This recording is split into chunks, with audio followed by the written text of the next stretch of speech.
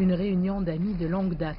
Voilà comment le président américain Donald Trump a décrit l'accueil de son invité, Benjamin Netanyahou, à la Maison-Blanche lundi. Le premier ministre israélien est très populaire auprès des partisans de Trump qui le voient comme un gardien crucial de la défense opérant dans une région difficile. Et Trump est également adoré par les loyalistes de Netanyahou pour, entre autres, sa décision controversée de reconnaître Jérusalem comme capitale d'Israël et son plan d'y déplacer l'ambassade des États-Unis un peu plus tard cette année. De nombreux présidents discutaient de prendre ou non cette décision et l'ont promis lors de campagne, mais ils n'ont jamais été capables de faire ce qu'ils auraient dû faire.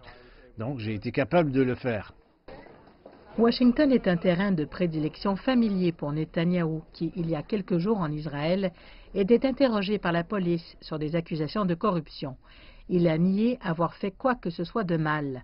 Lundi, les procureurs israéliens ont annoncé qu'un ancien porte-parole de Netanyahou avait transformé le témoin de l'État contre son ancien patron, acceptant de remettre des enregistrements audio de Netanyahou et de son épouse dans le cadre d'une enquête criminelle en cours.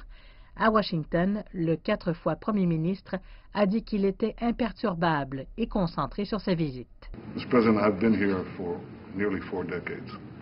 Monsieur le Président, je suis ici depuis près de 4 décennies, cherchant à construire l'alliance Amérique-Israël, et sous votre direction, il n'a jamais été aussi fort. Le peuple d'Israël voit votre position sur Jérusalem, il voit votre position en Iran, il voit votre magnifique défense d'Israël et la vérité aux Nations Unies. La plus grande difficulté que quiconque ait eue, si vous regardez les 25 dernières années, et que personne ne pouvait surmonter, c'est Jérusalem. Ils ne pouvaient pas le passer et nous l'avons retiré.